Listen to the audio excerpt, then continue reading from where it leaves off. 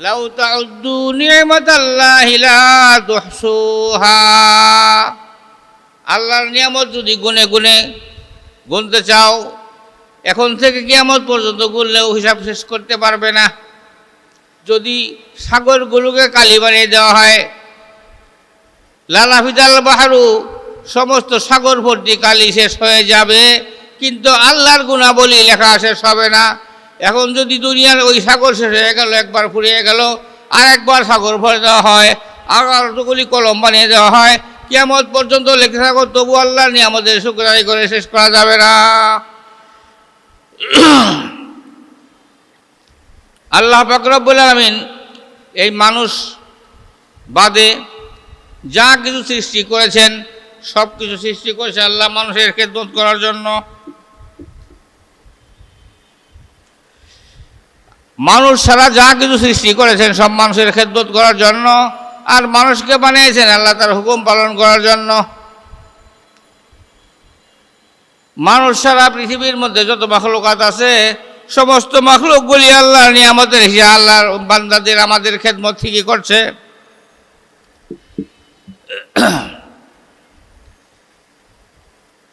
সূর্য মানুষের খেদমতের জন্য বানাইছেন, চন্দ্র মানুষের খেদমতের জন্য বানাইছেন, এই বাতাস মানুষের খেদমতের জন্য বানাইছেন। আল্লাহ পৃথিবীতে যত মাখলুকাত সৃষ্টি করেছেন সব কিছু মানুষের জন্য, আর একমাত্র মানুষকে বানাইছেন আল্লাহ তার ইবাদত করার জন্য। সমস্ত প্রাণী, সমস্ত মাখলুকাত তাদের সেবা ঠিকই দিয়ে যায়। সূর্য মানুষের সেবা দেয়। সারা পৃথিবীতে যদি সূর্য না আসে, সূর্যের আলো যদি পৃথিবীতে না আসে, একটা গাছপালাও পৃথিবীতে থাকবে না, একটা গাছপালাও বাঁচবে না। যদি বৃষ্টি না হয়, পানি না থাকে, একটা ফসল হবে না, গাছপালা কিছুই বাঁচবে না, মানুষের ক্ষতি হয়ে যাবে। কিন্তু সারা পৃথিবীর মধ্যে একটা মানুষ যদি না থাকে, এই গাছপালার কোনো ক্ষতি হবে না, সূর্যের কোনো ক্ষতি হবে না, বাতাসের কোনো ক্ষতি হবে না। এর থেকে বোঝা যায় আমরা এগুলোর খেদমত করি না, বরং এগুলি আমাদের খেদমত করে। আল্লাহ পাক বানাইছেন আমাদের সেবা করার জন্য, তারা সেবা ঠিকই দিয়ে যাচ্ছে, কিন্তু আমাদের যে যে উদ্দেশ্য বানাইল, আমরা সে উদ্দেশ্য আল্লাহ আমাদের দ্বারা হাসিল হইতেছে না। এই দুনিয়ায় আল্লাহ বলেন মানুষ এবং জিন এই দুই জাতিকে বানাইছে আমার ইবাদত করার জন্য। ইবাদত তো বুঝতে হবে, ইবাদত কি জিনিস, ইবাদত কি এবং কীভাবে করতে হবে সেটা জানতে হবে। ইবাদতের কতগুলো নিয়ম পদ্ধতি আছে। আল্লাহ বললেন যে মানুষ এবং জিনকে বানাইছে আমার ইবাদত করার জন্য। ইবাদত কি সেটা বুঝতে হবে। শুধু নামাজ, রোজা, হজ, যাকাত ইবাদত না, এগুলো ছাড়া ইবাদত আছে। ইবাদত হলো এই জগতে যত প্রাণী আছে, মানুষ আছে, জিন আছে, গরু ছাগল আছে, পশু পাখি যা কিছু আছে, সকলের কল্যাণ হয় যেই কাজে, সেই কাজগুলি ইবাদত। গরুকে খাবার দিলেন, পানি দিলেন, গোসল করাইলেন, যদি এটা আপনার পালিত হয়, গৃহপালিত হয়, যদি এগুলি আপনি খেদমত ঠিক মতো করেন, তাও আপনি ইবাদত হবে। আর যদি না খাওয়ায় গরু বান্দারা কষ্ট দিলেন, এতে গুনাহগার হয়ে যাবেন। এবং এমনও ঘটনা আছে, এক কুকুরকে পানি খেয়ে সে আউলিয়া হয়ে গেল। আবার একজন বিড়ালকে ঘরে বন্দি করে রেখে বিড়াল মারা গেল, সে জাহান্নামী হয়ে গেল। অনেক ঘটনা আপনারা হয়তো শুনছেন আগে পরে। তো ইবাদত মানুষের কল্যাণকর যে কাজগুলো আছে সেগুলো হলো ইবাদত। যেগুলি মানুষের অকল্যাণ অমঙ্গল বয়ানে, সেগুলি ইবাদত না, সেগুলি অনিবাদত, সেগুলি খারাপ কাজ, গুনার কাজ। এগুলি বুঝে শুনে করতে হবে। আল্লাহ আমাদের তৌফিক দান করুন, আমিন। আখির দাওয়ানা আলহামদুলিল্লাহি রাব্বিল আলামিন। গলা বন্ধ, কথা বলুন না, আর বলেন। উড়িয়া যাও রে বাংলার হাওয়া,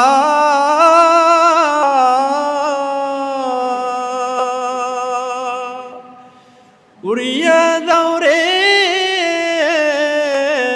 মদিনায়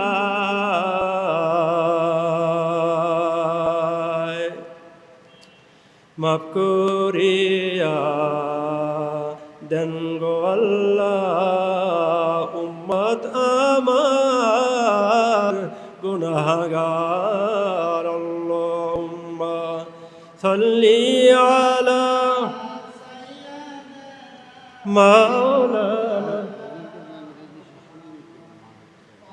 ওয়ালা আলি সাইয়্যিদিনা মাওলানা মুহাম্মদ বালাগাল উলা বিকামালিহি কাশাফাদ দুজা বিজামালিহি হাসনাত জামিউ খিসালিহি সাল্লু আলাইহি ওয়া আলিহি قوت عشق سے ہر پشت کو بلا کر دے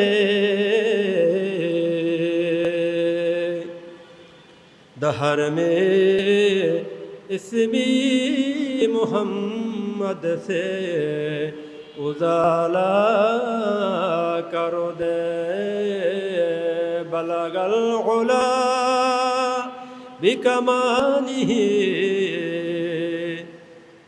كشف الدجى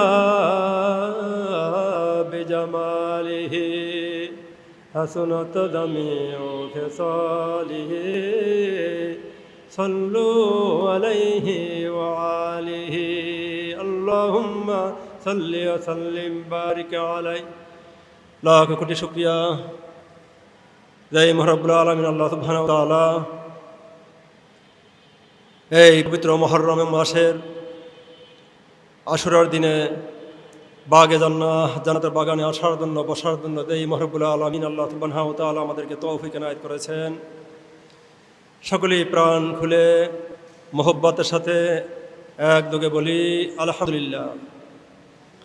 আমরা সকলেই অবগত রয়েছি আজকে হলো 10ই মুহররম, যা বলে আশুরা। আশুরা শব্দটি আশারা থেকে নির্গত হয়েছে। আশার হলো মানে 10। রব্বুল আলামিন নিজে বলেছেন শাহরুল্লাহিল মুহররম, আল্লাহ নিজে বলেছেন এই মুহররম মাসটা আমার নিজের মাস। বলেন সুবহানাল্লাহ। মুহররম মাসটা আমার নিজের মাস। এই মুহররম মাস নিয়েই অনেকেই বাড়াবাড়ি ছাড়াছাড়ি অনেকেই করেছেন। আশুরার দিনে যেটা নিয়ে বাড়াবাড়ি ছাড়াছাড়ি করা হয়, যেটা হলো কারবালার মর্মান্তিক ঘটনা। মর্মান্তিক ঘটনা ছাড়াও অসংখ্য ঘটনা কারবালার প্রান্তরে যে ঘটেছে তার পূর্বে হাজারো হাজারো ঘটনা রয়ে গেছে, যে সম্পর্কে রব্বুল আলামিন পবিত্র গ্রন্থে আলোকপাত করেছেন। হুজুর পাক সাল্লাল্লাহু আলাইহি সাল্লাম তিনিও তার হাদিসে বর্ণনা করেছেন। বিশেষ করে মুহররমে যেটা উল্লেখযোগ্য ঘটনা, উল্লেখযোগ্য আমাদের আমল, আসলে আমরা কি আমল করব, এই মুহররম মাসে আমরা কি আমল করব, এবং মুহররম মাসের এই 10 তারিখ আশুরার দিনে আমরা কি আমল করব, এই বিষয়ে আমাদের অবশ্যই জানা থাকা দরকার। আমরা মুসলমান, আমরা জানি না আরবি 12 মাসের নাম। অত্যন্ত দুঃখের বিষয়, অত্যন্ত পরিতাপের বিষয়। যাই হোক, মহান রব্বুল আলামিন পবিত্র কোরআনের 9 নম্বর সূরা সূরা তাওবার 36 নম্বর আয়াতে মহান রব্বুল আলামিন বলেন, ইন্না ইদ্দাতাশ শুহুরি ইনদাল্লাহি 12 শাহরান ফি কিতাবিল্লাহ।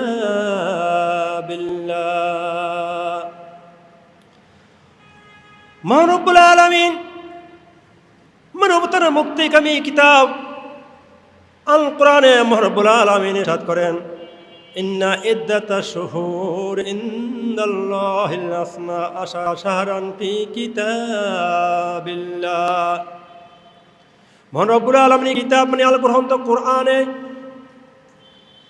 মহান রব্বুল আলামিন বলেন, আমার কিতাব কুরআনুল কারীম, এই কিতাবে আমি নিশ্চয়ই 12টি মাস আমি নির্ধারণ করে দিয়েছি। কয়টা মাস নির্ধারণ করে দিয়েছেন আল্লাহ? 12টি মাস নির্ধারণ করে দিয়েছেন। 12টি মাসের মধ্যে প্রথম মাস হলো মুহররম মাস। বলেন সুবহানাল্লাহ। এই 12টি মাসের মধ্যে প্রথম হলো মুহররম মাস। আমরা বাংলার মুসলমান, আমরা বাংলার যে 12টি মাস রয়েছে, 12টি মাসের প্রথম মাস হলো পয়লা বৈশাখ। সেই বৈশাখ আমি কতটা উদযাপন করে আনন্দ সহকারে, এ নিয়ে অনেকে মাতামাতি রয়েছে, অনেক ছাড়াছাড়ি রয়েছে। এরপরে ইংরেজি মাস, তাকে বলা হয় 31st ডে, জানুয়ারি মাস। জানুয়ারি মাসের যে প্রথম তারিখ 31st ডে উদযাপন করা হয়, অত্যন্ত আনন্দ করে, আনন্দ সহকারে উদযাপন করা হয়। অথচ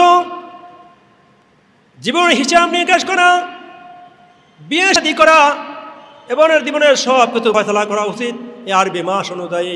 কোন মানুষ যদি আরবি মাস অনুযায়ী, মানে আরবি মাস পালন করো হলো ফরজে কিফায়া। ফরজে কিফায়া মানে ফরজ আরবি মাস পালন করা, সেদিকে আমরা বেখবর, মানে আমরা ভুলে গিয়েছি। আরবি মাস 12টি মাস, এই মাস অনুযায়ী আমাদের নিজের জীবনকে আমাদের পরিচালনা করা উচিত, বিয়ে শাদী করা উচিত, ঘর বাড়ি নির্মাণ করা উচিত এই আরবি মাস অনুযায়ী। আল্লাহ বলেন, ইয়াউমা খালাকাস সামাওয়াতি ওয়াল আরদা মিনহা আরবাতুন হুরুম। আল্লাহ বলেন, আমি যে 12টা মাস আমি নির্ধারণ করে দিয়েছি, এই 12টি মাসের মধ্যে 4টি মাস হলো সম্মানিত মাস। বলেন সুবহানাল্লাহ। 4টি মাস হলো সম্মানিত মাস। এই 12টি মাসের মধ্যে প্রসিদ্ধ মাস হলো 4টি মাস। 4টি মাসের মধ্যে মুহররমকে বলেছেন রব্বুল আলামিন, এটা হলো আমার মাস। কার মাস? আমার মাস। আল্লাহ কি এই মাস পালন করেন? কিতাব আল্লাহ, কিতাবুল্লাহ বলা হয় আল্লাহ, আল্লাহর কিতাব। আল্লাহ কি এই কিতাব নিতে পড়েন? আল্লাহ এই কিতাব পড়েন না। আল্লাহ কিতাব নাযিল করেছেন হযরত মুহাম্মদ সাল্লাল্লাহু আলাইহি ওয়াসাল্লামের উপরে, এবং তার উম্মতের জন্য নির্ধারণ দেওয়া হয়েছে, আঁকড়িয়ে ধরতে বলা হয়েছে এই আল কোরআন। আল্লাহ নিজে কোরআন পড়েন না।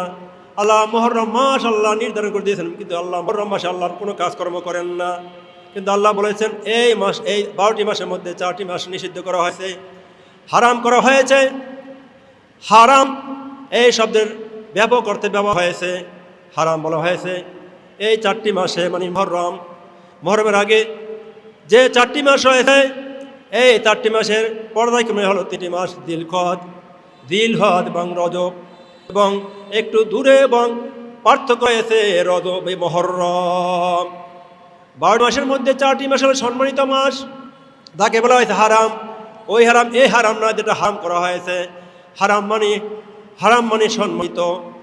কি মাস? সম্মানিত মাস। যে মাসটার 4টার মধ্যে একটি মাস মুহররম। যে মুহররমে আমরা অবস্থান করছি, যে মাসের মাসের আশুরার 10 তারিখ, সেই 10 তারিখে আমরা অবস্থান করছি। এই 10 তারিখ নিয়ে অনেক কথা রয়েছে, অনেক আলোচনা রয়েছে, সেদিকে আমি যাব না। বড় রব্বুল আলামিন বলেন, ইয়াউমা খালাকাস সামাওয়াতি ওয়াল আরদ, এই যে 12টা মাস আল্লাহ নির্ধারণ করে দিয়েছেন। আল্লাহ বলেন, এটা আমি আজ 100 বছর আগে নির্ধারণ করি নাই, এটা নির্ধারণ করে দিয়েছি আসমান জমিন সৃষ্টির লগ্ন থেকে। বলেন সুবহানাল্লাহ। আসমান জমিন মহান রব্বুল আলামিন যখন সৃষ্টি করেছেন, সেই সময় থেকেই মহান রব্বুল আলামিন এই 12টি মাস নির্ধারণ করে দিয়েছেন। এই 12টি মাসের মধ্যে আল্লাহ বলেন, যালিকা দীনুল কাইয়িম। আল্লাহ বলেন যে 12টা মাস আমি তোমাদের জন্য নির্ধারণ করে দিয়েছি, এবং 12টা মাসের মধ্যে 4টি মাস আমি তোমাদের জন্য সম্মানিত করে দিয়েছি। বলা হয়েছে হুরুম মানে হারাম মাস বলা হয়েছে। হারাম মানে এই মাসে কোনো গুনাহ করা যাবে না, গুনাহ করা হারাম, এবং যুদ্ধ বিগ্রহ করা যাবে না, এবং কারোর উপর কোনো অত্যাচার করা যাবে না, এটা বলা হয়েছে হারাম মাস। এবং অন্যদিকে বলা হয়েছে সম্মানিত মাস। এই মাসে বেশি বেশি করে দান খয়রাত করতে হবে, দান সদকা করতে হবে বেশি বেশি করে, এবং এই মুহররম মাসে বেশি বেশি করে মাহে রমজানের সিয়াম পালন করতে হবে। আল্লাহর হাবিব সাল্লাল্লাহু আলাইহি ওয়াসাল্লাম বলেন, এই মাসে অত্যন্ত গুরুত্বপূর্ণ হলো সিয়াম। হযরত আব্বাস রাদিয়াল্লাহু তাআলা থেকে বর্ণিত, তিনি বলেন, আল্লাহর হাবিব সাল্লাল্লাহু আলাইহি ওয়াসাল্লাম দেখিনি তিনি মাহে রমজানের পরে বেশি সিয়াম পালন করেছেন। মাহে রমজানের পরে তিনি যে সিয়াম পালন করে সেই মাসটি হলো মুহররম মাস। এই মুহররম মাসই আল্লাহ নবী সাল্লাল্লাহু আলাইহি ওয়াসাল্লাম বেশি বেশি কি সিয়াম পালন করেছেন, মানে রোজা পালন করেছেন। এরপরে আল্লাহ বলেন ফালা তাযলিমু ফিহিন্না আনফুসাকুম, ফালা তাযলিমু, তোমরা অত্যাচার করো না, ফিহিন্না আনফুসাকুম, নিজেরা নিজেদের উপরে, মানে নিজেরা নিজেদের উপরে অত্যাচার হলো। নিজেরা নিজেদের উপর কীভাবে অত্যাচার করে?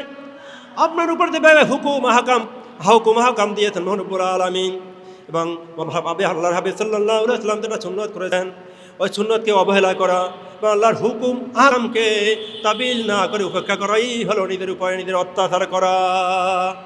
পাঁচ ওয়াক্ত নামাজ ফরজ করা হয়েছে, আপনি পাঁচ ওয়াক্ত সালাত থেকে বিরত হয়ে গেছেন এবং বেমালুন পাঁচ ওয়াক্ত সালাত আপনি ভুলে গিয়েছেন, এটাই হলো নিজের উপরে নিজে অত্যাচার করা। এবার বলছেন কাতিলুল মুশরিকিনা কাফা কামা ইউকাতিলুনাকুম কাফা।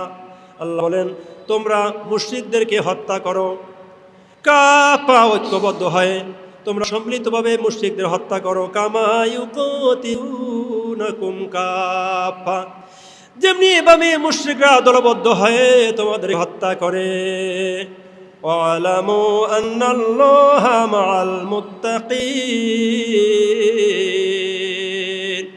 আল্লাহ বলেন ওয়ালামু, তোমরা জেনে রাখো, তোমরা জেনে থাকবে, আন্নাল্লাহা, নিশ্চয়ই মহান রব্বুল আলামিন, মাআল মুত্তাকিন, মুত্তাকিনদের সাথে থাকেন। আল্লাহ কাদের সাথে থাকেন? মুত্তাকিনদের সাথে আল্লাহ থাকেন।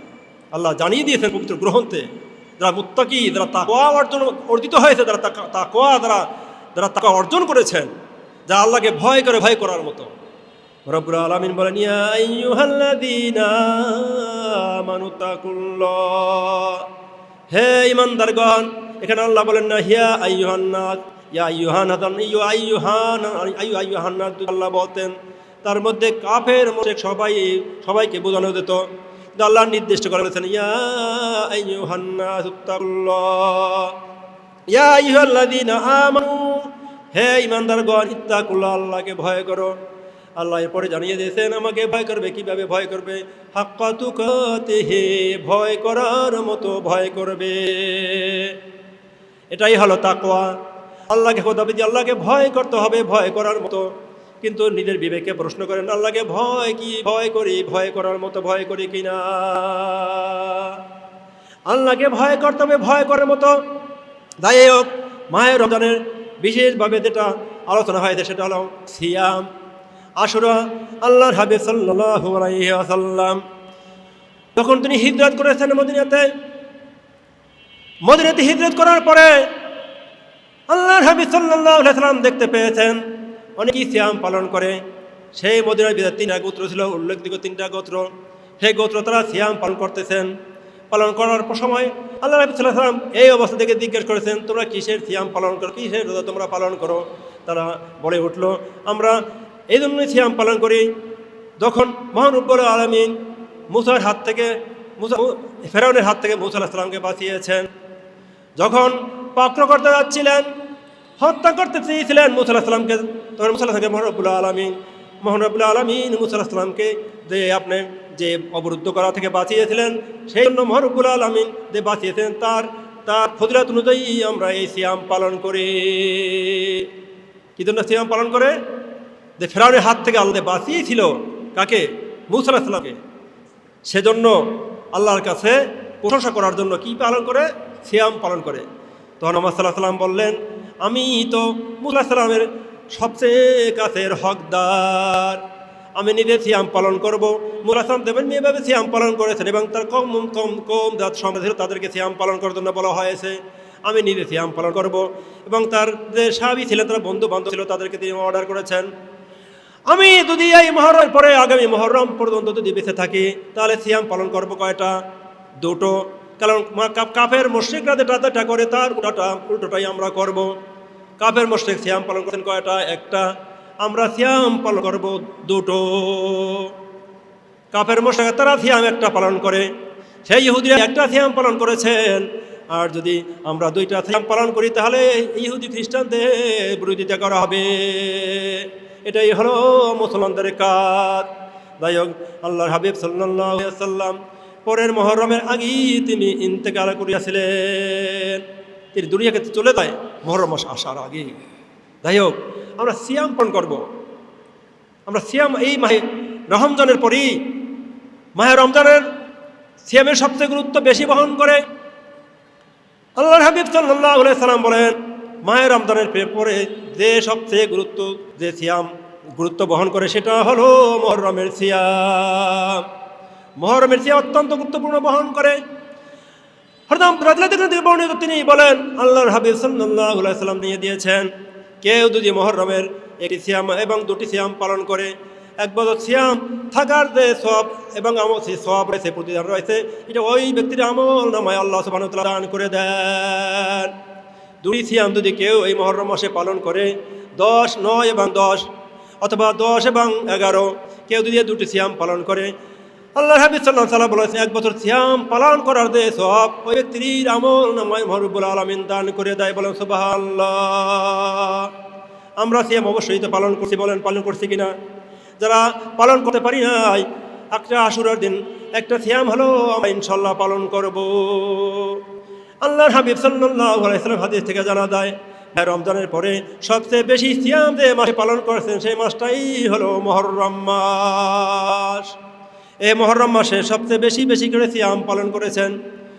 বুখারী শরীফে বর্ণনা করেছেন হাবিব সাল্লাল্লাহু আলাইহি ওয়াসাল্লাম, এই মুহররমটা অত্যন্ত দামি মাস।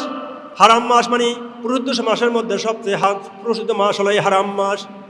এই মাসে অনেক ঘটনা ঘটিয়েছেন। রব্বুল আলামিন 6 দিনে এই আসমান জমিন সৃষ্টি করেছেন। কয় দিনে? এই পুরো পৃথিবী রব্বুল আলামিন সৃষ্টি করেছেন 6 দিনে। বর্তমান জগতের 6 দিন সমান 6000 বছর। আসমান জমিন সৃষ্টি করেছেন এই মুহররম মাসের 10 তারিখ। এবং আল্লাহ হাবিব সাল্লাল্লাহু আলাইহি ওয়াসাল্লাম বলেছেন, এই মুহররম মাসের 10 তারিখে আবার কিয়ামত সংগঠিত হবে। বলেন সুবহানাল্লাহ। এই আশুরার দিনে আরও একটি ঘটনা সংঘটিত হয়েছে, যেটা আমরা অনেকেই জানি, যেটা হলো মহানবী সাল্লাল্লাহু আলাইহি ওয়াসাল্লামের নয়নের পুতলি হাসান এবং হোসাইন, 2 ভাই ছিল, তার মধ্যে ছোট ভাই ছিল হোসাইন। সেই হোসাইন এই মুহররম মাসের আশুরার দিন তিনি মর্মান্তিকভাবে এই কারবালার প্রান্তরে তিনি শহীদ হয়েছিলেন। বলেন সুবহানাল্লাহ।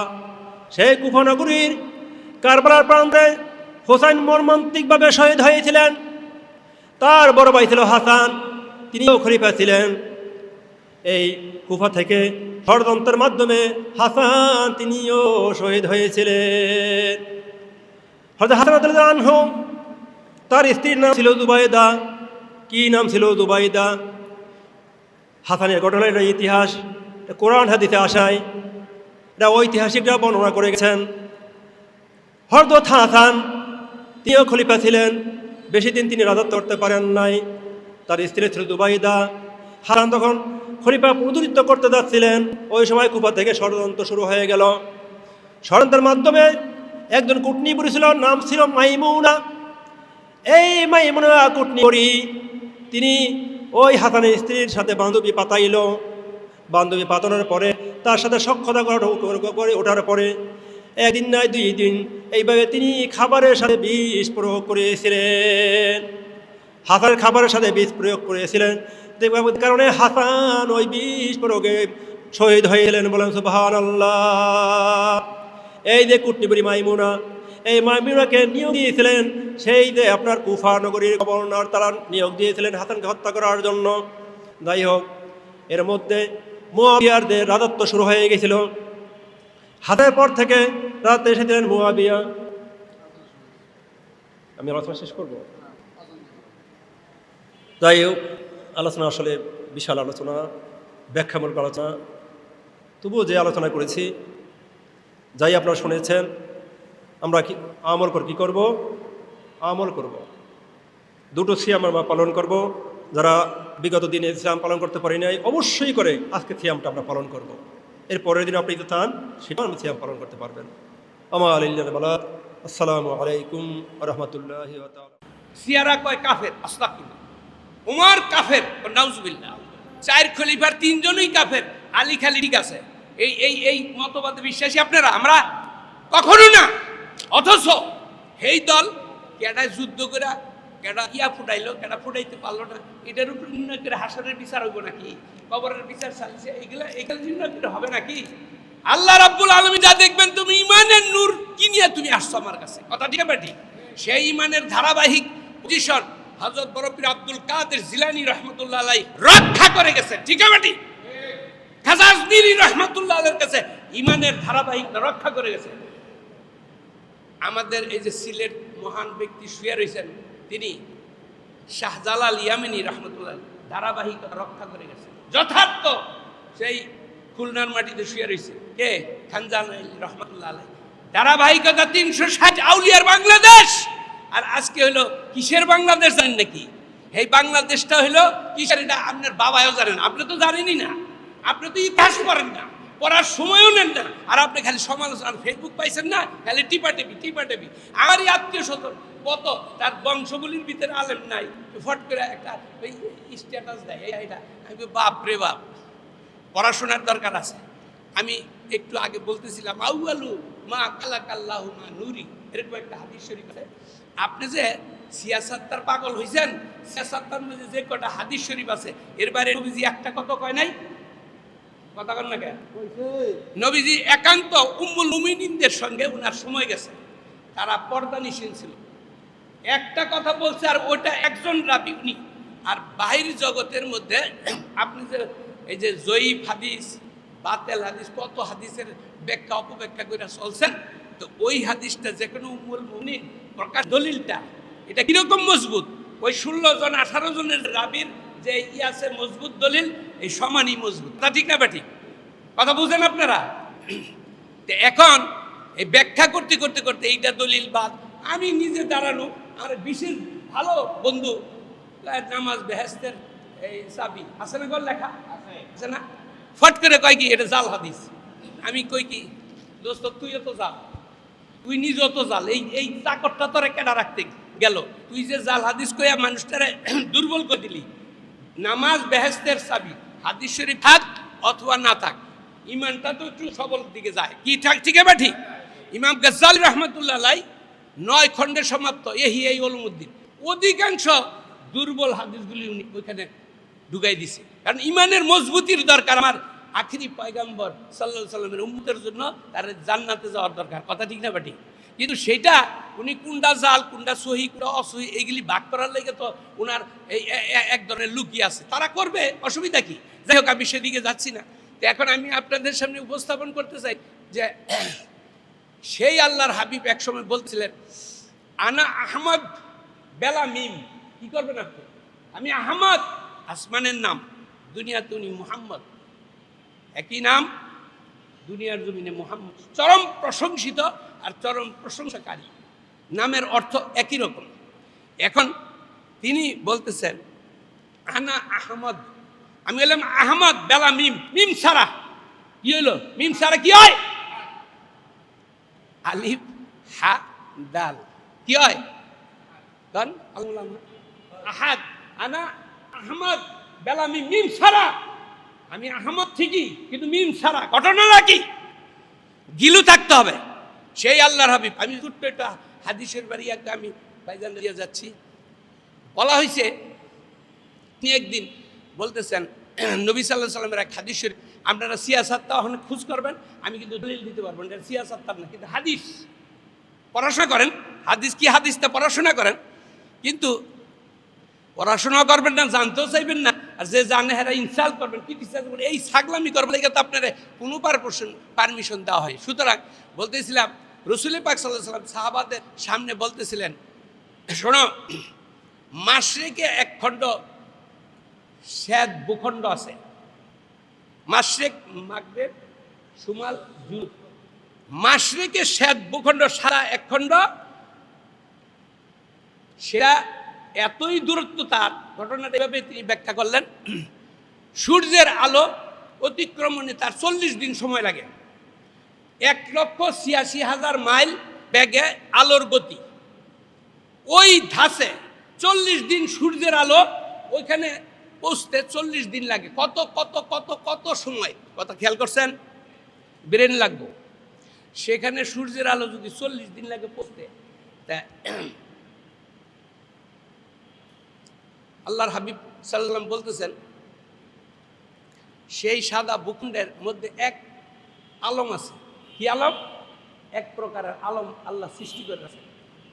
প্রতিনিয়ত তারা আল্লাহর ইবাদত করতেছে। সুবহানাল্লাহ। তা আসহাবিন্দরা প্রশ্ন করে উত্তরও রাইখে দিলেন যে নবীজি, তারা কি আদমের আওলাদ? আদম কি জিনিস তারা জানেই না, অন্ত সুবহানাল্লাহ নাই। বেশি বুঝালাইছেন না? সুবহানাল্লাহ কইলে সমস্যা আছে? আদম কি জিনিস তারা জানি না। তাদের কি শয়তান পাকড়াও করে না? শয়তান যে সৃষ্টি হয়েছে কিনা তাও তো জানে না। পলক মাত্র আল্লাহর ইবাদত ছাড়া কিছু ছিল না। সুবহানাল্লাহ কই পাইবেন কই? মুকাশাফাতুল কুলুব, ইমাম গাজ্জালি রাহমাতুল্লাহ আলাইহির লেখা। নাম লিখুন বলে এটা জাল হাদিস। আপনি কই এলাক কইলি তো পারেন, আপনি তো ইলম আছে, হিয়ান আছে, দেন অনেক কিছু আছে, কিন্তু এটা কি এটা? আমি বলতে চাই আল্লাহর হাবিব হল রহমাতুল লিল আলামিন। সমস্ত আলমের ওই জায়গায় যে জায়গার কথা বলো, ওখানের নবীও আমার নবী, দিনের নবী মুহাম্মদুর রাসূলুল্লাহ সাল্লাল্লাহু আলাইহি ওয়াসাল্লাম, যিনি জানছেন, বলছেন, বলে গেছেন, তিনি সেখানেরও নবী। সুবহানাল্লাহ। কিন্তু মুসা আলাইহিস সালাম হেনকার নবী নাকি? দাউদ আলাইহিস সালাম নবী নাকি? তৌরাত, জবুল, ইনজিলের কোরআন পাকের যে অনুশাসন যার দ্বারা দুনিয়ায় জারি, তিনি সেখানেরও নবী। সুবহানাল্লাহ। কথা আমার মোটামুটি সাইজ সারা মানুষ তো আমি মানুষই না। একদম মানা সোহবতে বাউলিয়া বেতেরাদ সদসালে তাদ বেরিয়া। কোন একটা আল্লাহওয়ালা ব্যক্তির দিকে চাইলে শুধু চাইয়া দেখলে বাইয়া বলে, শুধু চোখের পলকে 100 বৎসরের বেরিয়া দিকে চেয়ে বেশি আপনার নেকি আপনার কপালে লেখা হয়ে গেল। আর যদি তার কথা শুনে আমল করা যেত, না জানি কি গর্তরে কপালে। সুবহানাল্লাহ। সুতরাং এত কিটি সাইজের পাত্র বড় পিসাব ছিলেন না। সুবহানাল্লাহ। খাজা আজমিরি রহমতুল্লাহর কিটি সাইজের পাত্র ছিলেন না। তাদেরকে আস্তাগফিরুল্লাহ যা মনে করে তাই বলে। আমার সাহাবা আর সাহাবিও কান নজুম, যে ইনাদেরকে যারা গালি দিলা, গালির বস্তু বানায়, আমি মুহাম্মদ সাল্লাল্লাহু আলাইহি ওয়াসাল্লামকে তাই করলাম। আমার আসাব তারকা সাদৃশ্য প্রত্যেকেই নিজ নিজ ভাব দ্বারা বাদ দিয়ে আর যে কোনো আসাবকে আর তুমি ইত্তেবা করো, তুমি সৎ রাস্তা পাইয়া যাবে। সুবহানাল্লাহ। সেই সাহাবা আমিরুল মুমিনিন ওমর রাদিয়াল্লাহু তাআলা আনহুকে কাফের বলে। আস্তাগফিরুল্লাহ। বড়ই লজ্জাস্কর। একই জমানার মানুষ আমরা। আমাদের তলপি তলপা থেকে সুন্নির কোঠায় তলানিতে যাইতে যাইতে ইমাম মাহদি আলাইহিস সালাম ঠিকই আসবেন। আবারও বলি, আবার ওই দিক দা ওই যে আরেক কালপিট, তার নাম কি? দাজ্জাল।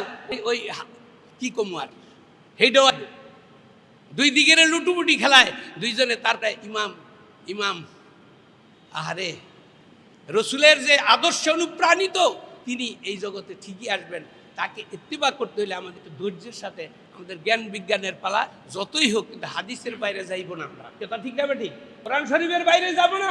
কোরআন শরীফ হাদিসের মজবুতি দিয়ে রেখে গেলাম দুইটা জিনিস, একটা হলো সরব, একটা হলো নীরব। সরব আল কোরআনুল কারিম, আর একটা হলো নীরব সাক্ষী। ওই মসজিদের পাশে মোরা খাট আছে না, সব দেহ নিয়ে যায়, তখন চিন্তা করতে বলে দিয়েছেন আল্লাহ হাবিব যে ওইদিকে তাকাইলে হেদায়েত তোমার জন্য।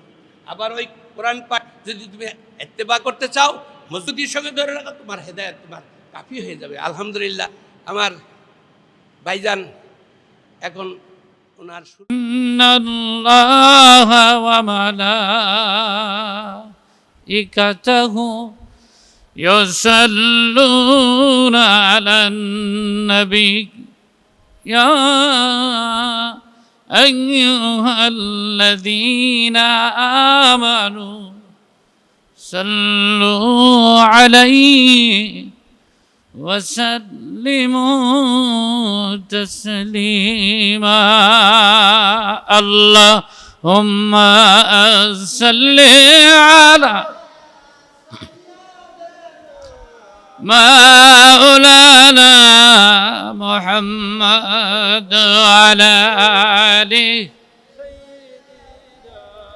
مولانا محمد اللهم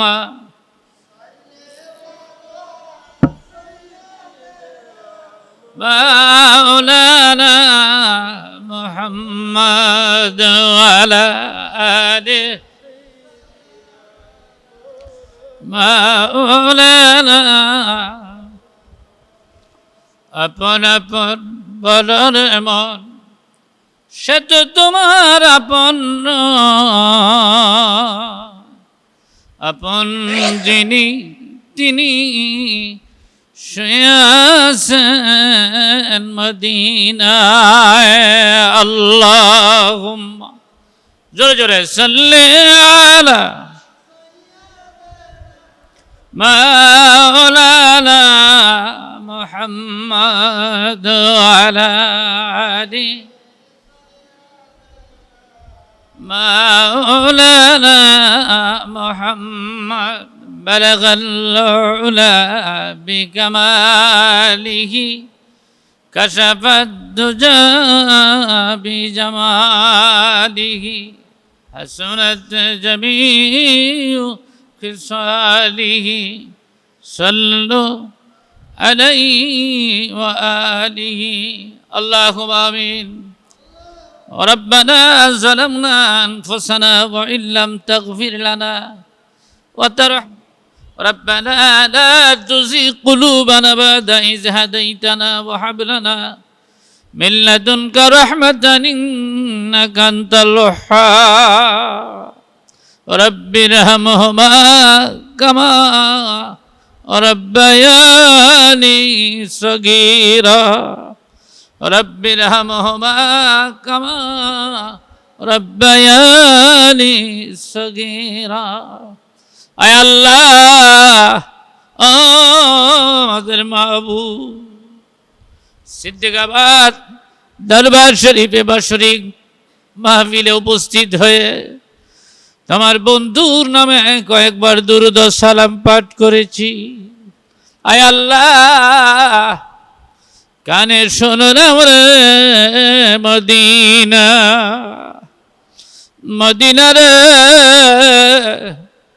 ও সোনার মদিনা তোর মাঝে রে রহমাতুল লিল আলামিন আয় আল্লাহ নবীজি রওজা পাকে সোনার মদিনায় আমাদের দুরূদ ও সালাম পৌঁছিয়ে দাও রব্বুল আলামিন আমাদের যাদের মা নাই যাদের বাবা নাই এই পৃথিবীতে কত মানুষ মা মা বলে ডাকে বাবা বাবা বলে ডাকে আমরা যারা মা বাপ হারিয়ে ফেলেছি বহু দূর অন্ধকার কবরে যাদের মা বাপ পড়ে আছে আল্লাহ ঘরে বসে পৃথিবীর কত দেশের খবর লওয়া যায় বাড়ির পাশে ভাঙা ভাঙা কবরে মা বাপ কোনোদিন খবর নিতে পারলাম না আল্লাহ এমনকি ঈদের দিন পর্যন্ত মা বাবার সঙ্গে দেখা হলো না আল্লাহ মেহেরবানি করে প্রত্যেকের মা বাবারে মাফ করে দাও আল্লাহ দাদা দাদিরে মাফ করে দাও নানা নানিরে মাফ করে দাও শ্বশুর শাশুড়ি ভাই বোনদের মাফ করে দাও আয় আল্লাহ এই দরবারে শেখ মৌলভী শফিকুল ইসলাম সিদ্দিকাবাদী সাহেবকে সুস্থতা দান করো আল্লাহ তার নেক হায়াত দারাজ করো আমরা যারা উপস্থিত হয়েছি আমাদের প্রত্যেকের হায়াতে তয়্যিবা দান করো যারা অসুস্থ তাদের সুস্থতা দান করো রব্বুল আলামিন আমাদের ছেলে মেয়েদের হায়াত বাড়াই দিও আসমানি জমিনি বালা মুসিবত থেকে হেফাজত করে রাখো আয় আল্লাহ কষ্ট করে যারা বসে আছে এদের প্রত্যেকের মনের নেক মাকসুদ তুমি পুরা করে দিও আল্লাহ আয় আল্লাহ কারবালার বদর উহুদ খন্দক ইসলামের জন্য কোরআনের জন্য যারা জীবন উৎসর্গ করেছে দ্বীনের জন্য সত্যকে প্রতিষ্ঠা করার জন্য যারা জীবন দিয়েছে আল্লাহুম্মা রহমনা ফাইন্নাকা আনতাল খায়রুর রাহিমিন আল্লাহুম্মা রযুকনা ফাইন্নাকা আনতাল খায়রুর রাযিকিন আল্লাহ যেই দিন আমাদের নামে আজরাইল পাঠাইবা আল্লাহ গো সবে কদরের রাতে পাঠাইও আল্লাহ কোরআন তেলাওয়াত অবস্থায় পাঠাইও। তোমার বন্ধুর কালিমা পাঠ করতে করতে যেন আমরা বিদায় হয়ে যাই। আল্লাহ লা ইলাহা ইল্লাল্লাহু মুহাম্মাদুর রাসূলুল্লাহ সাল্লাল্লাহু আলাইহি ওয়াসাল্লাম। নাহমাদুহু ওয়া নুসাল্লি আলা রাসূলিহিল কারীম। আম্মা বাদ। সিদ্দিকাবাদ আখিরাত ফাউন্ডেশন কর্তৃক আয়োজিত আজকের এই বার্ষিক মাহফিলের সম্মানিত সভাপতি পীরে কামেল মৌলভী মোহাম্মদ শফিকুল ইসলাম সিদ্দিকাবাদী, আমন্ত্রিত হজরত উলামা মাশায়েখ বৃন্দ, দিন প্রিয় ইসলাম প্রিয় আশিকান ভাইরা, পর্দার আড়ালে শ্রবণরত মা ও বোনেরা, আল্লাহ পাকের দরবারে আমরা শুকর গুজার করছি। এশার নামাজের পর এই বরকতময় মুহূর্তে আমরা এই কোরআন হাদিসের মাহফিলে বসতে পেরেছি। উচ্চ কণ্ঠে আওয়াজ করে বলুন আলহামদুলিল্লাহ। আরো জোরে বলুন আলহামদুলিল্লাহ। এই চাঁদ, মুহররমের চাঁদ, দ্বীনকে প্রতিষ্ঠা করার জন্য, সত্যকে প্রতিষ্ঠা করার জন্য ইমাম হুসাইন রাদিয়াল্লাহু তাআলা আনহু কারবালার মাঠে তার মাসুম বাচ্চা সহ জীবন দিয়েছেন, তথাপি অন্যায়ের কাছে মাথা নত করে। আমরা শুধু জানি যে কারবালার ঘটনা, না, শুধু কারবালার ঘটনাই নাই, এই মুহররমের মাসে আমাদের আদি পিতা আদম আলাইহিস সালাতু ওয়াস সালামকে আল্লাহ রাব্বুল আলামিন ছোট্ট একটি অপরাধ করার কারণে, ছোট্ট একটি ভুল করার কারণে 350 বছর কান্নাকাটি করেছিল। কত বছর? 350 বছর কান্নাকাটি করেছিল। একজন জেদ্দায় আর একজন শরণদ্বীপ, দুই জায়গায় দুইজন পড়ে মা হাওয়া আলাইহিস সালাতু ওয়াস সালাম এবং আমাদের আদি পিতা আদম আলাইহিস সালাতু ওয়াস সালাম ছোট্ট একটি ভুলের কারণে 350 বছর কান্নাকাটি করার পর আরাফাতের ময়দানে জাবালে রহমত পাহাড়ের মধ্যে আল্লাহ রাব্বুল আলামিনকে আবার সেখানে মিলিত করেছেন এবং সেখানে আল্লাহ তাআলা এই মুহররম মাসে আল্লাহ তাআলা মাফ করে দিয়েছেন। সুবহানাল্লাহ বলে। আদম আলাইহিস সালাতু ওয়াস সালাম সেজদায় পড়ে জাবালে রহমত পাহাড়ের মধ্যে চোখের পানি ছেড়ে ছেড়ে কান্দে আর বলে, আল্লাহ 350 বছর তুমি আমারে কাঁদাইলা, মাফ করে দাও নাই। আজকে আমি এমন একটা ওসিলা ধরে তোমার কাছে মাপ চাবো, যেই নামটা তোমার সঙ্গে বেহেশতে যখন আমি বসবাস করতেছিলাম, তুমি যখন আমাকে বেহেশতে রাখছিলা, ওই সময় আমি দেখেছি বেহেশতের খুঁটি দরজা জানালার মধ্যে এই নামটা লেখা। সবাই পড়ুন, লা ইলাহা ইল্লাল্লাহু মুহাম্মাদুর রাসূলুল্লাহ। জান্নাতের প্রতিটা দরজা জানালা খুঁটির মধ্যে তোমার নামের সঙ্গে এই নামটা লেখা। নিশ্চয় গো আল্লাহ, এই নামটা তোমার অতি আদরের নাম, নিশ্চয় এই নামটা তোমার অতি প্রিয়জনের নাম। তোমার এই প্রিয়জনের নাম উসিলা বানায় আমি আদম এই মুহূর্তে তোমার কাছে মাপ চাই। বলো রে আল্লাহ, এই মুহূর্তে ওই নামের খাতিরে তুমি আমারে মাফ করে দিবানি। সুবহানাল্লাহ বলো। আল্লাহ রাব্বুল আলামিন বলে, জিবরাইল রে, ও জিবরাইল, আদম নবীর কাছে যা, আদম নবীরে যায় বলে দে, এমন এক নামের ওসিলা ধরে আদম নবী মাপ চাইছে, এমন এক নামের খাতিরে আদম নবী এখন আমার কাছে মাপ চাইছে। আমার বন্ধুর খাতিরে আমি আল্লাহ আদম নবীরে মাফ করে দিলাম। জিবরাইল চলে আসবে। আল্লাহ বলে, জিবরাইল রে, আমার আর একটু কথা বাকি আছে। জিবরাইল বলে, আল্লাহ গো, কি কথা বাকি রেখেছেন? আল্লাহ বলে, জিবরাইল রে, 350 বছর পরে আরাফাতের ময়দানে জাবালুর রহমত পাহাড়ে সেজদায় পড়ে যেই নামের উসিলা ধরে মাপ চাইলো, আজকে থেকে 350 বছর আগে যদি ওই নামটা ধরে মাপ চাইতো, তখনই আমি আল্লাহ আদম হাওয়ারে মাফ করে দিতাম। জিবরাইল আলাইহিস সালাতু ওয়াস সালাম আদম নবীকে সালাম দিয়ে বলে, আদম নবী গো, আল্লাহ পাক খুশি হয়েছে, এমন এক নামের উসিলা ধরে আপনি আল্লাহ পাকের কাছে মাপ চাইছেন।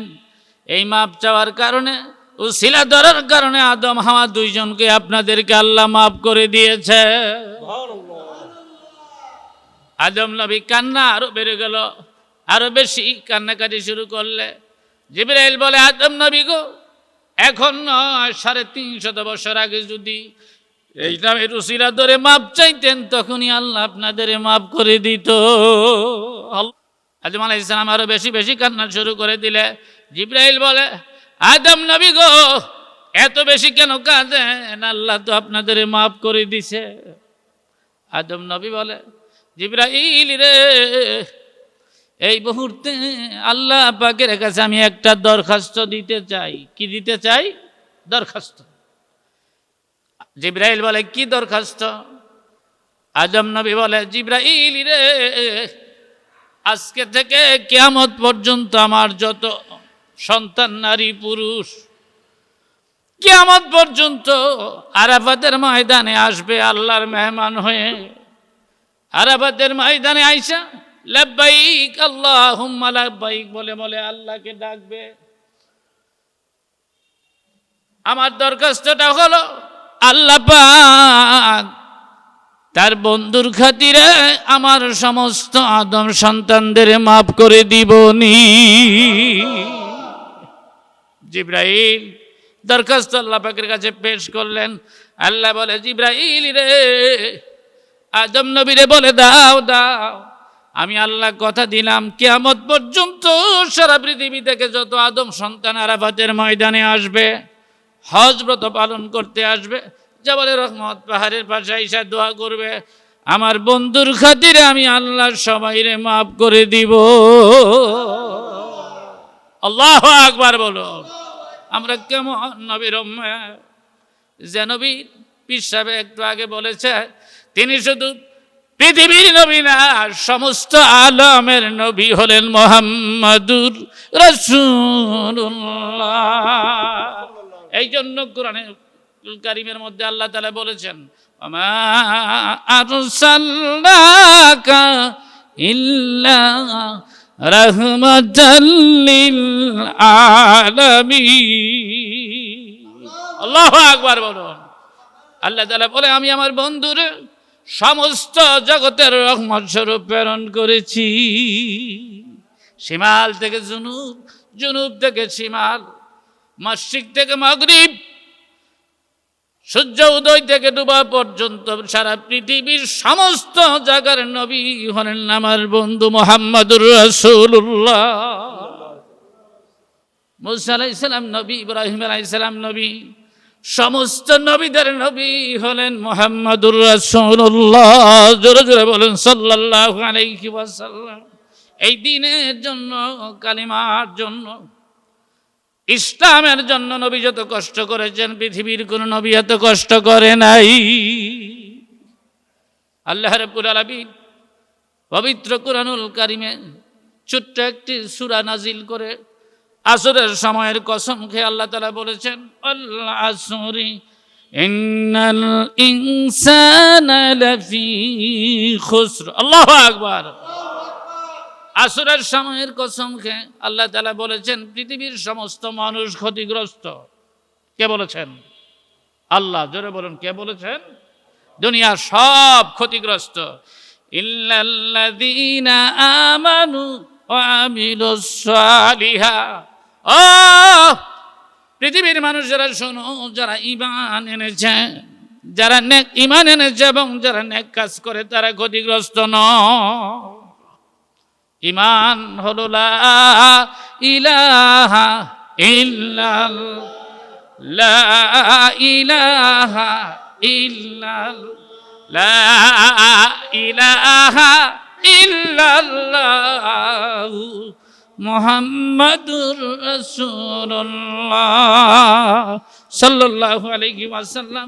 যারা ঈমান এনেছে তারা কোনোদিন ক্ষতিগ্রস্ত নয়, যারা নেক কাজ করে তারা কোনোদিন ক্ষতিগ্রস্ত নয়। এই পৃথিবীতে যত নেক কাজ আছে সবচাইতে বড় নেক কাজ হলো নামাজ। আল্লাহু আকবার বলুন।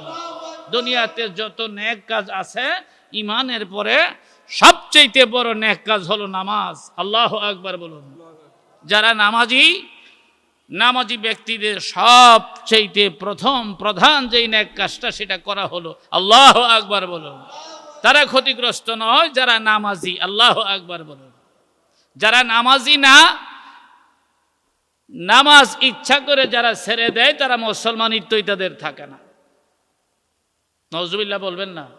ইচ্ছা করে যারা নামাজ ছেড়ে দেয়, নামাজ অস্বীকার করে, তাদের মুসলমানিত্বই থাকে না। আর একমাত্র উপায় হলো নামাজ। আল্লাহু আকবার বলুন। আজান হলে মুসলমান মসজিদে আসবে, আর যদি মুসলমান না হয় সে মসজিদে আসবে না। নামাজ হলো মুসলমানের মধ্যে একটা চিহ্ন যে যিনি মুসলমান তিনি আমার আল্লাহকে সেজদা দেয়। আল্লাহকে যারা সেজদা দেয় তাদেরকে বলা হয় নামাজি এবং তারা হলো মুসলিম। আল্লাহু আকবার বলুন। এই সেজদার মূল্য কত, সেজদার দাম কত! সুবহানাল্লাহ। আল্লাহ রাব্বুল আলামিন বলে, কোন বান্দা বান্দি যখন আমি আল্লাহকে সেজদা দেয়, বিশেষ করে যুবকরা যখন আল্লাহকে সেজদা দেয়, জমিন থরথর থরথর করে কাঁপতে থাকে, আর ডেকে বলে আল্লাহ গো, আমি জমিন তোমার দরবারে এখন দুইটা অপশন চাই, দুইটা জিনিস চাই। আল্লাহু আকবার বলুন। এক নাম্বার জিনিস হলো তোমার এই সেজদাকারী বান্দার মাথাটা, তার ওজনটা আমি জমিন সইতে পারি না,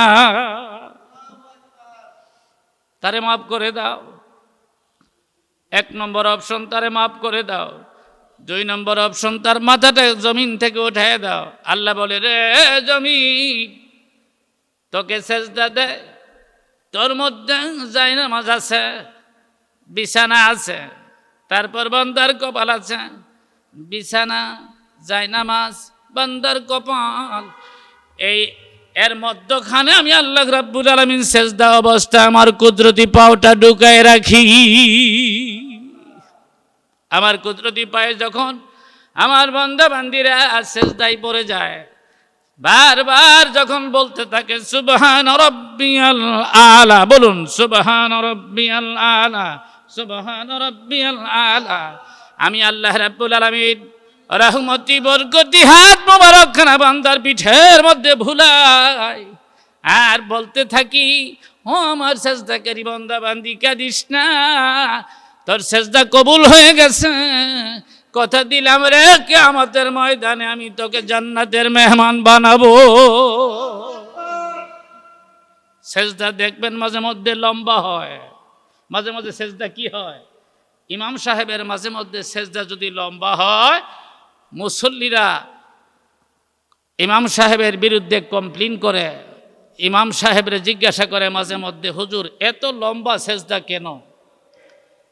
ইমাম সাহেব সেজদা দিয়েছে আল্লাহকে, আল্লাহ পাকে রহমতি বরকতি হাত ইমাম সাহেবের পিঠের মধ্যে ভুলাইতেছে। আল্লাহু আকবার।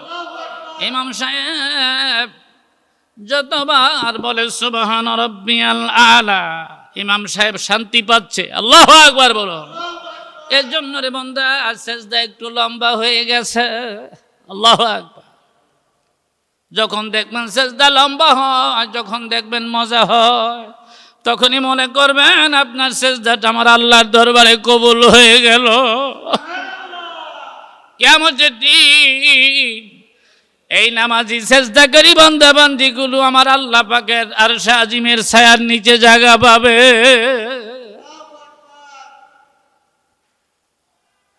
ও নবীর উম্মতেরা, এই দিনের জন্য, এই কালিমার জন্য নবী কষ্ট করেছেন, বহু কষ্ট করেছেন, বহু পেরেশান, বহু কষ্ট করেছেন নবী। আল্লাহ পাক কষ্ট করার কারণে নবীকে দাওয়াত করেছেন মেরাজে। আল্লাহু আকবার বলুন। নবী সপ্তম আকাশ পাড়ি দিয়ে আমার আল্লাহ পাকের দিদার লাভ করে উম্মতের জন্য নিয়ে এসেছেন নামাজ। নবী এসে কাবার হাতিমে ফজরের নামাজ আদায় করে কাবার হাতিমে হাঁটাহাঁটি করছে। সুবহানাল্লাহ বলুন। আবু জাহেল দলবল সঙ্গে করে লিয়া কাবার হাতিমের পাশে যাইয়া দেখে রাহমাতুল লিল আলামিন এখানে উপস্থিত। আল্লাহু আকবার বলুন।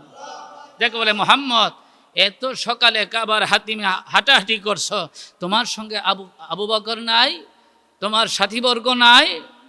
মুহাম্মদ সাল্লাল্লাহু আলাইহি ওয়াসাল্লাম ডেকে বলে, চাচা আমি গেল রজনীতে 7 আকাশ পাড়ি দিয়ে প্রথম মসজিদে আকসায় যাইয়া 2 রাকাত নামাজ আদায় করেছি। সুবহানাল্লাহ বলো।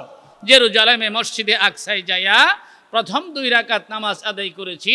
সেখান থেকে আমি 7 আকাশ পাড়ি দিয়ে আমার আল্লাহ পাকের আরশে আজিম পর্যন্ত আল্লাহ পাকের দিদার লাভ করে আবার এখানে আইসা ফজরের নামাজ আদায় করেছি। সুবহানাল্লাহ বলো।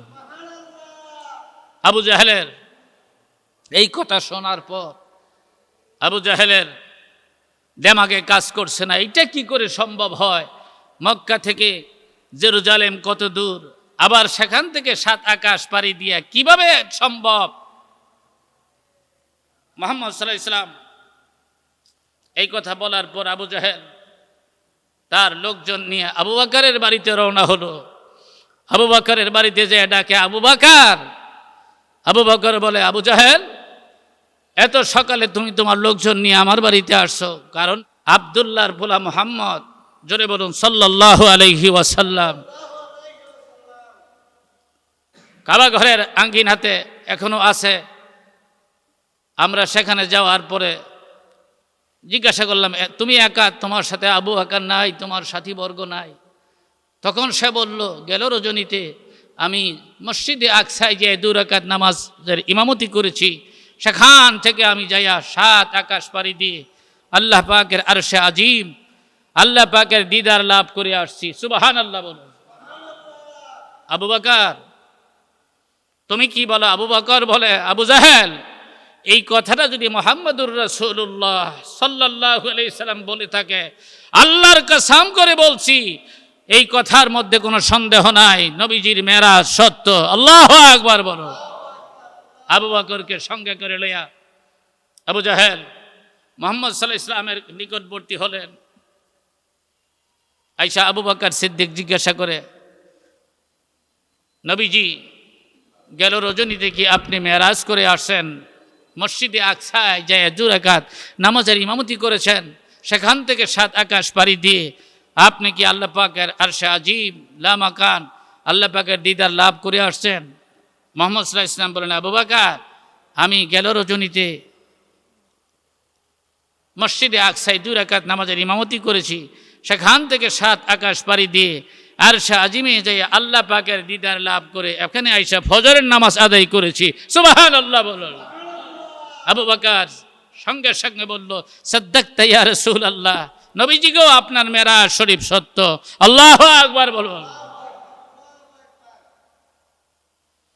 রহমতের নবী বলে, আবু বকর একটি প্রশ্ন করলেন না, কোনো সন্দেহ পোষণ করলেন না, একটা মুহূর্ত দেরি করলেন না। এত তাড়াতাড়ি কেমনে আপনি আমার মেরাজের সততা স্বীকৃতি দিলেন? আবু বকর বলে, নবীজি গো যেই দিন থেকে আমি আপনার হাতে কালিমা পড়ে মুসলমান হয়েছি, ওই দিন থেকে আমি বিশ্বাস করি আমার নবী কোনোদিন মিথ্যা কথা বলতে পারে না, জীবনে কোনোদিন মিথ্যা বলে নাই, আজকেও মিথ্যা বলে নাই। সুতরাং আল্লাহর কসম করে বলেছি আপনার মেরাজ সত্য, কোনো সন্দেহ নাই। আবু জাহেল চুপচাপ হয়ে গেল। আবু জাহেল বলে, মুহাম্মদ, আবু বকর এত তাড়াতাড়ি তোমার মেরাজের স্বীকৃতি প্রদান করলো? আমি শুধু একটা প্রশ্ন করব। কয়টা? একটা প্রশ্ন। যদি তুমি জবাব দিতে পারো, আমি আমার দলবল সহ তোমার হাতে এখনই মুসলমান হয়ে যাব। নবীজি বলেন, চাচাজি কি প্রশ্ন করেন? ভাতিজা, তুমি যে মসজিদে আকসায় গেছ, 2 রাকাত নামাজের ইমামতি করেছো, তুমি সেখানকার মসজিদে আকসার কয়টা দরজা, কয়টা জানালা যদি বলে দিতে পারো, আমরা সবাই এখন তোমার হাতে কালিমা পড়ে মুসলমান হয়ে যাব। নবী বলে, আমি কি সেখানে দরজা জানালা গুনতে গিয়েছিলাম নি? তারপরে তুমি যখন বলেছো, আমি চেষ্টা করে দেখি।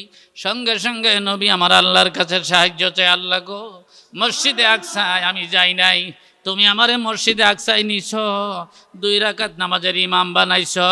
এবার তুমি বলে দাও রে আল্লাহ, আবু জাহেলের সামনে আমি বলতে হবে মসজিদে আকসার কয়টা জানালা, তুমি আমাকে সাহায্য করো রে আমার আল্লাহ।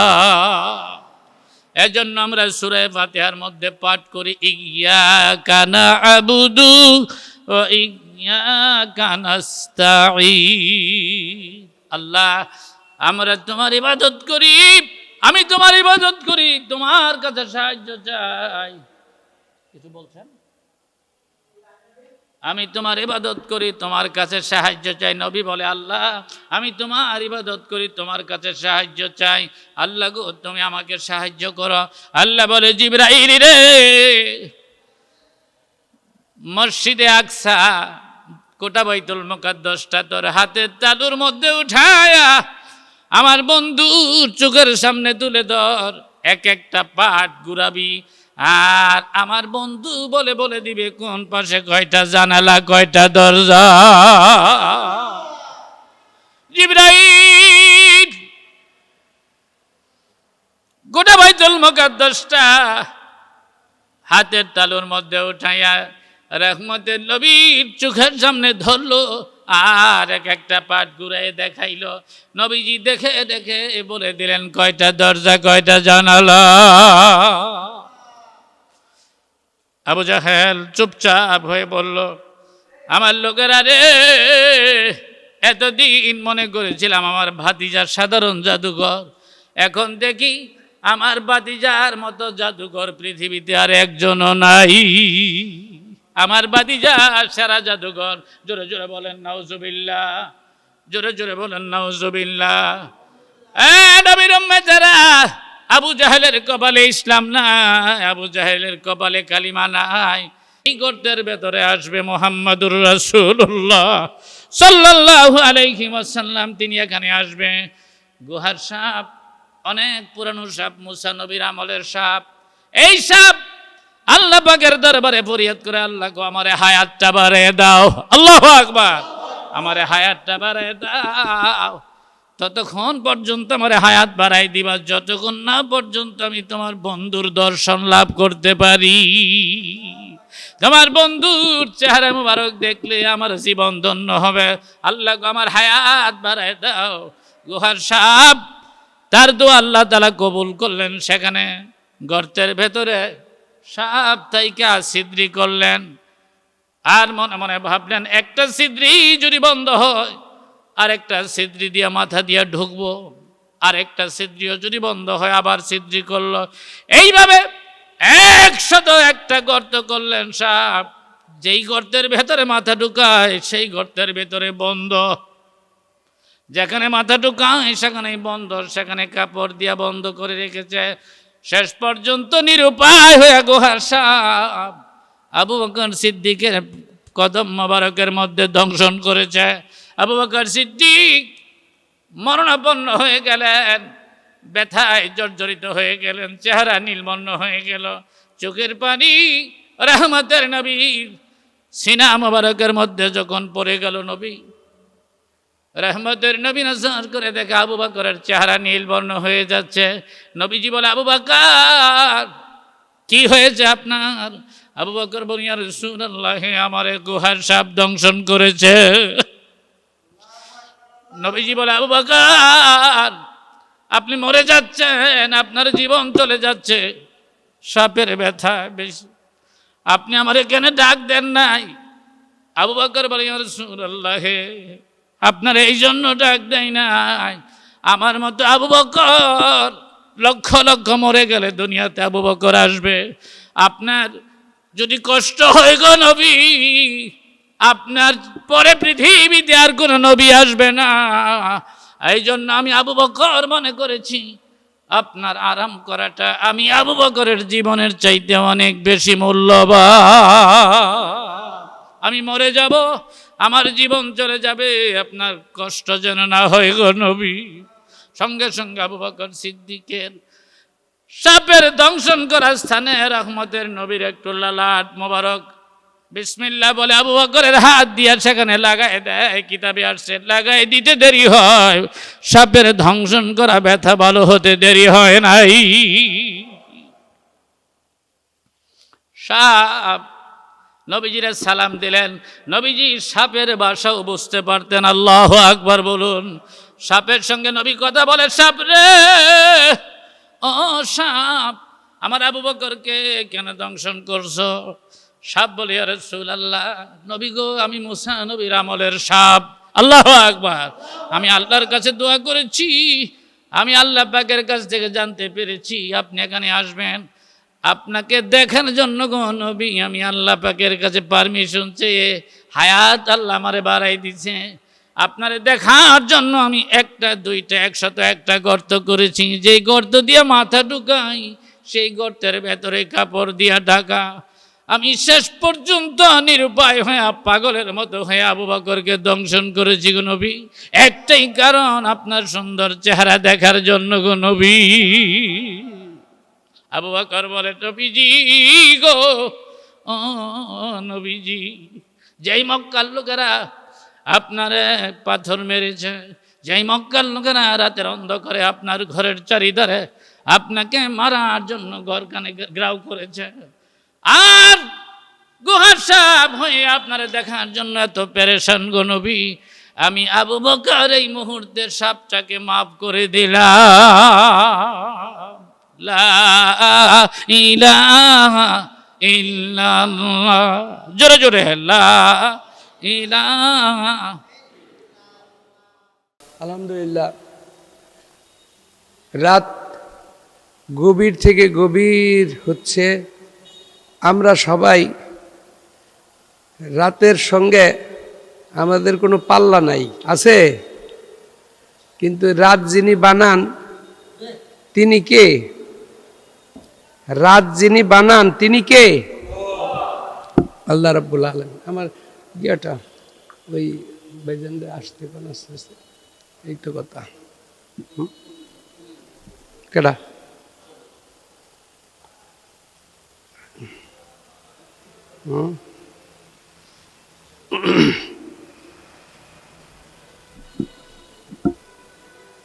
আমি একটা দাওয়াত করছিলাম আপনাদেরকে, মনে আছে কি? দাওয়াত করছিলাম তো, সেই দাওয়াতটা আপনারা সবাই গ্রহণ করছিলেন। এই মুক্তাসার কয়েক মিনিট আমাদের সদ্য ভাইজান বিদায় নেবেন। কারেন্টের গতি আমাদেরকে অন্যরকম পর্যায়ে চলে গেছি যদিও, তারপরও কবরের অন্ধকার এবং অস্বস্তিকর অবস্থা খুদাই না করুক যদি হয়, এরকম হবে না, আর একটু কম হবে। কবরে যদি অস্বস্তিকর গরম যদি আমার আপনার কপালে ঝুটে যায়, খুদাই না করুক, তাহলে এর চেয়ে বেশি হবে না কম হবে? কথার উত্তর দেয় না। আর কিছু না, কবর যে ধামা চাপা, মাটি চাপা, এটা কি এরকম হবে না আর চেয়ে কম হইব? কথা বোঝেন না আপনারা? ওই কবরের পজিশনকে সুন্দর করার জন্য এরকম অস্বস্তিকর অবস্থা আমরা নিজের উপরে গালেব করে নিব। আলহামদুলিল্লাহ, এমন কোনো দুঃখ নাই যার পিছনে কোনো সুখ নাই। সুবহানাল্লাহ কই। প্রতিটি দুঃখের পিছনে একটা সুখ আছে। কোনো কোনো সময় দুনিয়াতে যে সুখটা আপনার এত কিছুর দিকে যায় না। এখন আমার সদ্য ভাই উনি আমাদের চেয়ে অনেক কঠিন সমস্যায় সমস্যিত। কারণ এই যে উনার তো অবশ্যই একটু ব্যবস্থাপনা অন্যরকম আছে না নাই? উনি এখানে যে আসলেন, উনি এক জায়গার অবস্থা বর্ণনা করতেছিলেন, আমার শুনেই তো মানে কষ্ট লাগতেছে। কাজে কাজে কষ্টের জীবন যারা গ্রহণ করে নিতে পারছে, তাদের স্বস্তির জীবন কবরে গেলে শুরু হয়ে গেছে ইনশাআল্লাহ। সেই জীবনের আশা করলে এখানের কোনো কষ্টই না। রাজি আছি তো ইনশাআল্লাহ? কে কে একটু তবারুক নিয়ে যাবেন লাস্টে, একটু আবার একটু দেহান আল্লাহরে, দাওয়াত দিলে গ্রহণ করতে। আল্লাহু আকবার। হ্যাঁ, রাজি আছি, আলহামদুলিল্লাহ। আলহামদুলিল্লাহ। একটু পরে ইনশাল্লাহ মোনাজাতের দিকে আমরা চলে যাব। আমার শ্রদ্ধেয় ভাইজান, এই তো ইতিমধ্যেই যিনি শাহতুলির আলা হজরত দুনিয়ার থেকে উনি হয়েছেন, আমাদের চোখের আড়াল হয়েছেন। আল্লাহর অলিরা কখনো মরেন না। আগেকার কিতাব আদি পড়তাম, আর বর্তমানে ওই কিতাব চোখে দেখি এবং খাই। সুবহানাল্লাহ। আল্লাহর অলিরা মরেন না। অনেক কথা থেকে গেল। আমার শ্রদ্ধেয় মানিকগঞ্জের মুর্শেদ কাবলার কথা বর্ণনা শুনলেন। তিনারই একেবারে মানে মানুষজন আপন ভাই পিটাপিটি থাকে, এত কাছাকাছি আমার জীবনে কোনো এই মৌলানা ইসাক রহমতুল্লাহ যিনি আমার দাদা পীর, তার 17 জন খলিফার মধ্যে 2 জন খলিফা বোনাফাইড পীর শাহতুলির আলা হজরত, তিনি যখন হজে যাইতেন হাজার হাজার মানুষ, অনেক কিছু রহস্য ইতিহাস, অন্তত 70 বারের মতো ওনার জীবনে হজ হয়ে গেছে সমাধান এই দুনিয়ায় থেকে। কিছু রহস্য এখন বলার সময় নাই, তিনি চোখের আড়াল হয়েছেন, কিন্তু মানুষ মরে না, এটাই বড় কথা। কিন্তু আল্লাহর ওলিরা তো আরো আরো আরো অন্যরকম ব্যাপার। তিনার সাহেবজাদা এখন সামনে, এত কথা বলার আমার দৃষ্টতা বেয়াদবি। তিনি মুক্তসার কিছু একটু আমাদের জন্য দোয়ার দরখাস্ত কবুল করার মালিক আল্লাহ।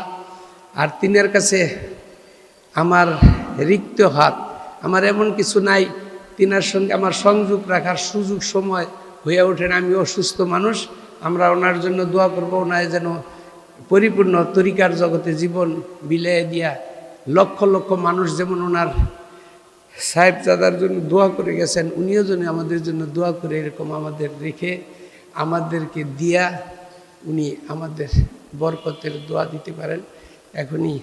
আর আমি কি এই একটু একটু রাত যত গভীর হয় প্রভাত তত ঘনিয়ে আসে। মনে রাখবেন, এই যে রাত্র যতই ঘনে আসছে, অনেক মানুষ তো বিছানায় চলে গেছে অনেক আগের থেকে, অনেক এদিক সেদিক হয়। আমাদের জীবনে অনেক কম বেশি হইতেছিল। আমরা এই যে তওবার আলোকে যখনই এসে গেলাম, আল্লাহ বলেন সব মাফ করে দিলাম। এই তওবার সুযোগে তুমি কি করলা, আমি আমার রহমতের দুয়ার তোমার জন্য খুলে দিলাম। এই খুলে দেওয়ার পরবর্তীতে তুমি কি করবা, আমার চির অনন্তকাল তোমার জন্য যে আবাস, সেই জান্নাতের বালাখানা, আল্লাহর রেজামন্দির পরেই সম্ভব। এই রেজামন্দির কোনোদিনই বান্দা আল্লাহর রহমত ছাড়া পারে না। আমরা সবাই রহমতের প্রত্যাশী। আল্লাহু আকবার। আলহামদুলিল্লাহ। এখনই মোনাজাত হবে। আলহামদুলিল্লাহ। মনে মনে একটু দরুদ শরীফ করেন। দরুদ শরীফের বরকত ধরে আরেক ভাইয়ের মনটা দিলটা নরম হইল। এই যে মামা সাহেব আমার মনে করাই দিল, এর জন্য আল্লাহ শুকরিয়া। নতুবা তার মোনাজাত হয়ে যায়। মোনাজাত মানে তো আল্লাহর দরবারে একটা কিছু রাইখা যদি হয়, তাইলে ওইটার বরকত মর্যাদা বৃদ্ধি হয়। আলহামদুলিল্লাহ। আল্লাহুম্মা সাল্লি আলা সাইয়্যিদিনা ওয়া নাবিয়িনা ওয়া শাফিয়ানা ওয়া হাবিবানা মাওলানা মুহাম্মদ সাল্লাল্লাহু আলাইহি ওয়া আলা আলিহি ওয়া সাহবিহি বারিক ওয়া সাল্লাম। সবাই মোনাজাতের পরে ইনশাআল্লাহ যথারীতি আমাদের মাহফিলের ইন্তজাম শেষ পর্যায়ে সকালে ফজরের নামাজের এই সবার উপস্থিতি আমি কামনা করি। ওই সময় আমরা কি করব, আগামী বছর চলন্ত অবস্থায় ক্লাস ডিঙ্গাইলে খালি মানে লেখাপড়া হয় না, ক্লাসের এই পর্যায়ে যে হাকিকতান, এটা হলো ইলমে মারিফতের ক্লাস। সুবহানাল্লাহ। কোন সকালবেলা এরকম সবক প্রদান এবং আখিরি মুনাজাত ফজরবাত হবে। আলহামদুলিল্লাহ। আল্লাহুম্মা সাল্লি আলা সাইয়্যিদিনা ওয়া নাবিয়িনা ওয়া শাফিয়ানা ওয়া হাবিবানা মাওলানা মুহাম্মদ সাল্লাল্লাহু আলাইহি ওয়া আলা আলিহি ওয়া সাহবিহি বারিক ওয়া সাল্লাম। আল্লাহ, এখন আমরা সবাই কি করব, এই পবিত্র মাহে কি, এটা হলো মুহররম মাস। এই মুহররমের অনেক ফজিলতপূর্ণ অবস্থান। এর মধ্যে বিশেষ করে আমাদের কারবালার এই যে একটা মহান বরকতপূর্ণ এই যে শাহাদতের বরকত যারা হাসিল করলো, তাদের অনুভূতি আমাদের বোঝার তৌফিক আল্লাহ যেন করে দেন। আলহামদুলিল্লাহ। সেই সুবাদে আমরা এখন দোয়ার মধ্যে পিতামাতা, আত্মীয় স্বজন, ভাই বেড়াদার সবাই অনেকেরই হারাইছি। এবং এই হারিয়ে যাওয়া আত্মীয় স্বজনরা আমরা যেমন ভুললাম না, আবার আমাদের পরে প্রায়ত আমরা হয়ে যাব তাদেরকে, তারা আবার আমাদের ভুলবে না। সুবহানাল্লাহ। নিমক হালালি অকৃতজ্ঞ নিমক হারাম কখনো আল্লাহর বান্দাই হয় না। সুবহানাল্লাহ। কাজে কাজে বোঝার চেষ্টা করি। এখন আমরা সবাই কবর জিয়ারতের দোয়া করব আলহামদুলিল্লাহ। এরপরে সূরা ফাতিহা শরীফ একবার, 3 বার সূরা ইখলাস করে ইনশাআল্লাহ দোয়া করব। আসসালামু আলাইকুম হাদাল কুবুর মিনাল মুসলিম ইয়াগফিরু আউযু বিল্লাহি মিনাশ শাইতানির আলহামদুলিল্লাহ আর রহমানির রহিম মালিক ইয়াকা না'বুদু ওয়া ইয়াকা নাস্তাঈন ইহদিনাস সিরাতাল মুস্তাকিম আমিন। قل هو الله احد الله الصمد لم يلد ولم يولد قل هو الله احد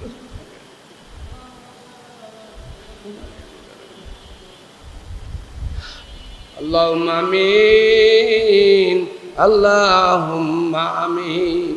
মাফ করে দেন গো বলি মাওলায় আমাদের, মাফ করে দেন গো বলি মাওলায় আমাদের। আপনি যদি মাফ না করেন বান্দার উপায় নাই, মাফ না করলে বলেন মাওলায় আমরা কোথায় যাই। কিসের জন্য আইছিলাম মাওলাই ফেরেবের বাজারে, কি লইয়া যাব মাওলায় অন্ধকার কবরে। বেলা যাবে সন্ধ্যা হবে আর তো সকাল হবে না, দেশের মানুষ দেশে যাব আর তো ফিরা আসবো না। ভাই বলো বন্ধুরে বলো সবই উপরে উপরে, অন্ধকার কবরে মাওলা আপনি ছাড়া কেউ তো বান্ধব হবে না রে। দিনগুলো খাইতে লইতে রাত্রি গেল ঘুমে ঘুমে, কি লইয়া যাব মাওলায় অন্ধকার কবরে। রব্বুল আলামিন সে দেখেন রাত্রি কেবল গভীর অন্ধকারের দিকে দাবিতে আল্লাহ আপনার কতিপয় বান্দা ইয়া আল্লাহ আখিরাত ফাউন্ডেশন ইয়া আল্লাহ এই মাদ্রাসা মসজিদ ইয়া আল্লাহ পরিপূর্ণভাবে সমস্ত কর্মকাণ্ড আপনার রেজামন্দির জন্য মেহেরবানি করে কবুল মঞ্জুর করে লন। রব্বুল আলামিন আমরা ভাষা নাই বলার মাওলা, আমাদের অন্তর সমস্তই তো আপনার জন্য নিবেদিত। ইয়া আল্লাহ আপনি আমাদেরকে কবুল মঞ্জুর করে লন। ইয়া আল্লাহ আমি একটা অসুস্থ মানুষ, ইয়া আল্লাহ রব্বুল আলামিন যারা নাকি আমার সঙ্গে হাত বাড়াইছে যে এই হাত দুখানা আপনি পছন্দ করার মতো ইয়া আল্লাহ তার উসিলে আপনি সবাইরে কবুল করে লন। ইয়া আল্লাহ শাহতুলির আলা হযরত ইয়া আল্লাহ আমার মুর্শিদ কেবলা ইয়া আল্লাহ শাহতুলির মাটিতে শুয়ে রইছে ওই মানিকগঞ্জে আল্লাহর কুতুবি আল্লাহ আপনি আল্লাহ তাদের ইয়া আল্লাহ পদাঙ্ক অনুসরণের তৌফিক আপনি আমাদের করে দিয়েছেন। ইয়া আল্লাহ পরিপূর্ণভাবে কবুল মঞ্জুর করার আপনিই তো ইয়া আল্লাহ এই তরিকার সমস্ত বুজুর্গানে দিন আল্লাহ সাহাবী একদম তাবি শহীদ বুজুর্গ অলি গাউস কুতুব হাজী গাজী পীর উস্তাদ সমস্ত মোমেন মুসলমান ইয়া আল্লাহ খাস করে আমাদের পিতা মাতা ইয়া আল্লাহ যারাই প্রায়ত ইয়া আল্লাহ যারাই কবর ঘরের বাসিন্দা হয়ে গেছে তাদের সমস্ত কবরগুলো জান্নাতের বাগান বানিয়ে দেন। ইয়া আল্লাহ যাইবার বেলা আমাদের ইমান রাজত তৌফিক করে দেন, হিসাব ইয়াসির দেন, সবার কবলে আপনি জান্নাতের ইয়া আল্লাহ ঠিকানা পৌঁছে দিন। আল্লাহ ইয়া আল্লাহ এ খোদা আপনি তো চাই দেখতে আছেন আমরা কত অসহায়, আমাদের দুর্বলতার দিকে চাই আপনি বেজার গুসা হইেন না, যে কোনো মুহূর্তে বান্দারে আপনি উপযুক্ত বানানোর তৌফিক আপনার সব আছে। আল্লাহ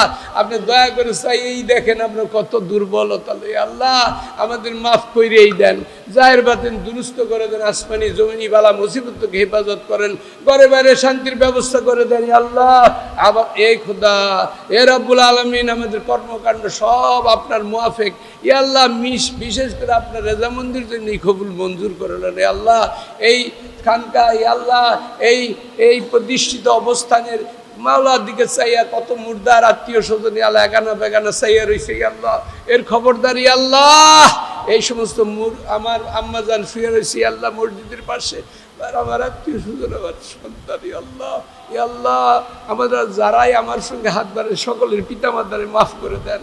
আল্লাহ এলাকাবাসী আল্লাহ যারাই এই প্রতিষ্ঠিত অবস্থানের দিকে চাইয়ে রয়েছে কবরে থেকে আল্লাহ সবাইরে মাফ করে দেন। আপনি আমাদের জন্য যথেষ্ট হয়ে যান, আপনি আমাদের উদ্দেশ্য হয়ে যান, আপনি আমাদের বিষয় হয়ে যান। রব্বির হামহুমা কামা রাব্বায়ানা সগীরা اللهم أجرنا من النار اللهم إنك عفو تحب العفو فاعف عنا يا غفور يا غفور ربنا لا تزغ قلوبنا بعد إذ هديتنا وهب لنا من لدنك رحمة إنك أنت الوهاب رضيت بالله ربا وبالإسلام دينا وبمحمد النبي ورسول صلى الله عليه وسلم يا الله এইখানকার ইয়া আল্লাহ বিশেষ করে এই অবস্থানকে আপনি আপনার রেজামন্দির মার্কাজ হিসেবে কবুল মঞ্জুর করে লন সুবহানা রব্বিকা রব্বিল ইজ্জাতি আম্মা ইয়াসিফুন সালামুন আলাল মুরসালিন আলহামদুলিল্লাহি রব্বিল আলামিন ওয়া আখির কালামুনা ইনদাল মাউত লা ইলাহা ইল্লাল্লাহু মুহাম্মাদুর রাসূল আসসালামু আলাইকুম